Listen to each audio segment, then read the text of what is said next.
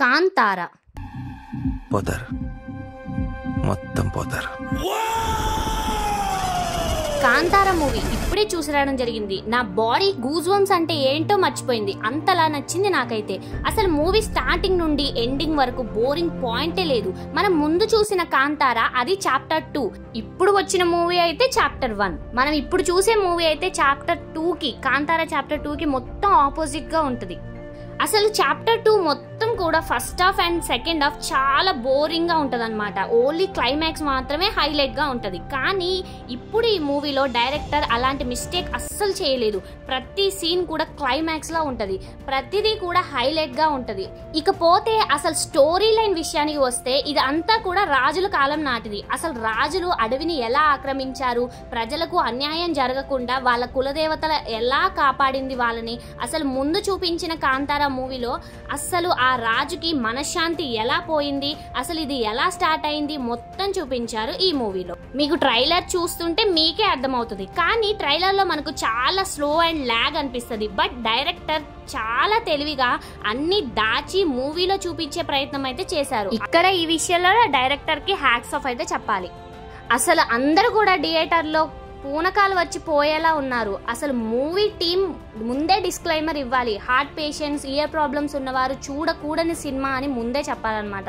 అలా ఉంటది. ప్రతి సీన్ కూడా మామూలుగా ఉండదు, అసలు పూనకాలు వచ్చి పోయేలాగా ఉంటది ప్రతి సీన్ కూడా. ఇకపోతే ఈ మూవీలో మనం మెయిన్ గా మాట్లాడుకోవాల్సింది హీరోయిన్ గురించి. తన నటనతో అలా లాక్కెళ్ళింది మూవీ అంతా కూడా. వామ్మో, ఈ మూవీలో చూపించే ట్విస్ట్లు మీరు అస్సలు ఊహించరనమాట. అలా ఉంటాయి ఈ ట్విస్ట్లు అన్నీ కూడా. ఇక మెయిన్ గా మాట్లాడుకోవాల్సింది రిషబ్ శెట్టి యాక్టింగ్ గురించి. కొత్తగా చెప్పాలా, మనం చూసిన దానికన్నా డబల్ కాదు, 3 టైమ్స్ దానికన్నా పీక్స్ లో చేశారు యాక్టింగ్ అయితే. నిజంగా కాంతారాని చూడాలనుకుంటే ఇలా ఉంటదా అనే ఫీలింగ్ మనకి అడుగడుగునా అనిపిస్తుంది. ఇకపోతే మ్యూజిక్ విషయానికి వస్తే అబ్బబ్బా మామూలుగా ఉండదు. ఎక్కడ ఎలా కొట్టితే ఆడియన్స్ కి నచ్చుతుందో, ఎవరికి ఎలా నచ్చాలో తెలుసుకొని మరీ కొట్టినట్టు ఉంటుంది. స్టార్టింగ్ నుండి ఎండింగ్ వరకు మనకు బోర్ అనే ఫీలింగే రాదు. డైరెక్షన్ అయినా స్క్రీన్ ప్లే అయినా అస్సలు మామూలుగా లేదనమాట, వేరే లెవెల్ ఉంటుంది. మీరు పెట్టే ప్రతి రూపాయి కూడా వర్త్ అనే చెప్పుకోవచ్చు అనమాట, మామూలుగా ఉండదు. స్టార్టింగ్ నుండి ఎండింగ్ వరకు అలా కూర్చోబెట్టేశారు అందరిని కూడా. అసలు యాక్టింగ్తో అయితే అలా లాక్కొచ్చారనమాట. మనం ముందు చూసిన కాంతారాకి చాలా డిఫరెంట్గా ఉంటుంది. దానికంతా మనకి బోరింగ్ అనిపించిందిలే కానీ ఇందులో అస్సలు అనిపించదు అనమాట. అసలు స్టోరీ అయినా కూడా చూపించడం అయినా కూడా అలా కట్టేస్తుంది అందరినీ కూడా. నాకైతే చాలా బాగా నచ్చింది అనమాట.